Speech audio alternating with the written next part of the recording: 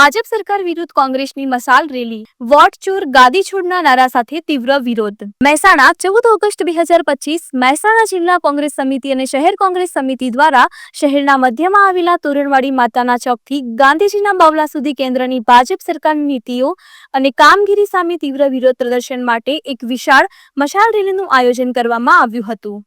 આ રેલીમાં મોટી સંખ્યામાં કોંગ્રેસના કાર્યકર્તાઓ, સમર્થકો અને સ્થાનિક નાગરિકોએ ભાગ લીધો હતો. રેલી દરમિયાન વોટ ચોર ગાદી છોડના નારા લગાવીને ભાજપ સરકાર પર ચૂંટણીમાં ગેરરીતિઓ અને લોકશાહીનું હનન કરવાના આરોપો મૂકવામાં આવ્યા હતા. રેલીનો મુખ્ય ઉદ્દેશ કેન્દ્રની ભાજપ સરકારની નીતિઓ, ખાસ કરીને આર્થિક મુદ્દાઓ, બેરોજગારી, મોંઘવારી અને ચૂંટણીમાં કથિત ગેરરીતિઓ સામે વિરોધ નોંધાવવાનો હતો.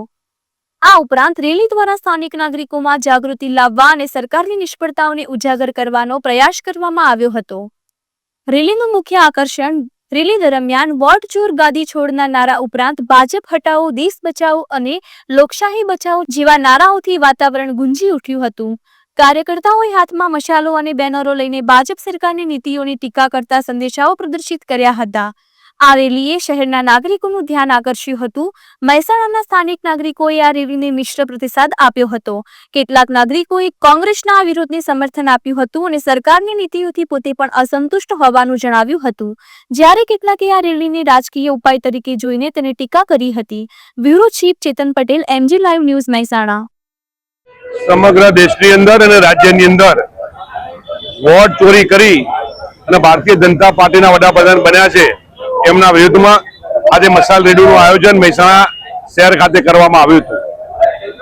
બેંગલુરુમાં એક જ લોકસભાની અંદર 1 લાખ મત કરતા વધારે એ ડુપ્લિકેશન કરી એક ઘરની અંદર 200 મતદારો નોંધી અને ભારતીય જનતા પાર્ટીએ વોટની જે ચોરી કરી એવી સમગ્ર ગુજરાત રાજ્યની અંદર અને સમગ્ર દેશની અંદર તમામ જગ્યાએ વોટ ચોરી કરી અને ભારતીય જનતા પાર્ટી શાસનમાં આવી.